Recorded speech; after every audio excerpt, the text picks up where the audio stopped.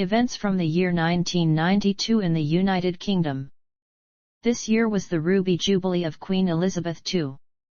This year is notable for a fourth-term general election victory for the Conservative Party, Black Wednesday, the suspension of the UK's membership of the European Exchange Rate Mechanism, and an Annus horribilis for the royal family. Origin of phrase.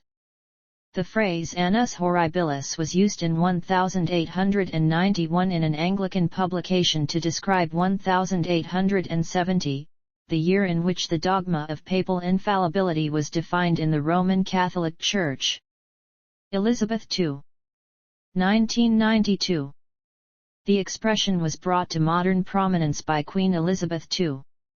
In a speech at Guildhall on November 24, 1992, marking her Ruby Jubilee on the throne, she said, "1992 is not a year on which I shall look back with undiluted pleasure.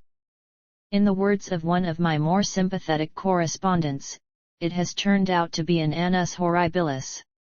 The sympathetic correspondent was later revealed to be her former assistant private secretary, Sir Edward Ford. The unpleasant events which happened to the royal family in this year include: publication of photographs pertaining to an affair between Sarah, Duchess of York, and Texan oil millionaire Steve Wyatt. Separation of the Queen's second son Prince Andrew, Duke of York, from his wife Sarah. Divorce of the Queen's daughter, Anne, Princess Royal, from Captain Mark Phillips.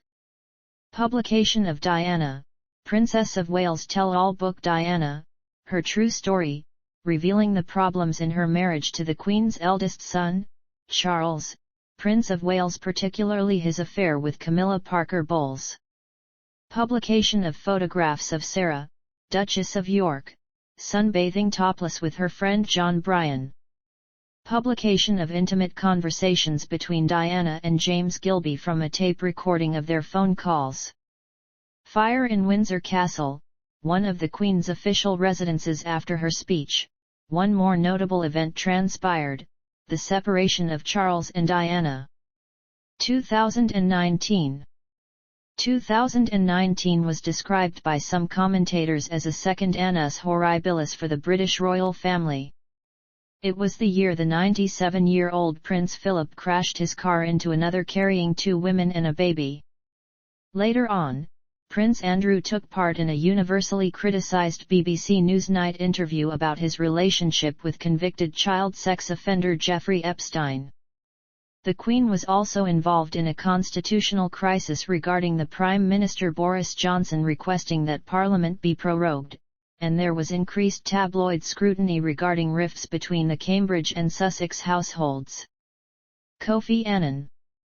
Kofi Annan, then United Nations Secretary-General, used the phrase in his year-end press conference on December 21, 2004. He reflected, "There's no doubt that this has been a particularly difficult year, and I am relieved that this Annus horribilis is coming to an end." His remarks were widely interpreted as having alluded to persistent allegations of corruption in the UN's Iraq Oil for Food program. He also spoke of upheaval and violence in Afghanistan, the Democratic Republic of the Congo, Iraq, Palestine, and Sudan, the ongoing process of UN internal reform, and persistent criticism against the UN and himself personally. Annan's remarks came 5 days before the deadliest event of the year, the Indian Ocean tsunami on December 26. Juan Carlos I. In 2007, the Spanish royal family, in particular King Juan Carlos I, faced a difficult year. Family tragedy and a series of controversies led Spanish newspapers to refer to the year as the King's Annus horribilis. In February, Erika Ortiz Roca Solano, the youngest sister of Letizia, then the Princess of Asturias, died of a sedative overdose in her apartment.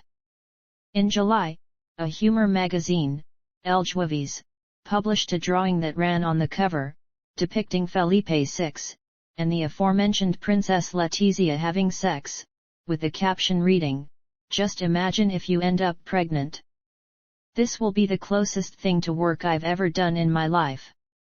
It satirized a proposal by the government to give €2,500 to the parents of newborn children. The magazine was banned and removed from distribution, which led to a censorship controversy. In September, Catalan separatists were tried for having burned photographs of King Juan Carlos and Queen Sofia at an anti-monarchy and Catalan separatist rally in Girona while the royal couple toured the city. In early November at the 17 Ibero-American Summit, after a verbal altercation between Hugo Chavez, president of Venezuela, and José Luis Rodríguez Zapatero, Prime Minister of Spain, the king asked Chavez, "¿Por qué no te callas?" Shortly after the summit, the royal house announced the separation of the king's daughter, the Duchess of Lugo, and her husband, Jaime de Maricalar. The couple have two children, Felipe and Victoria.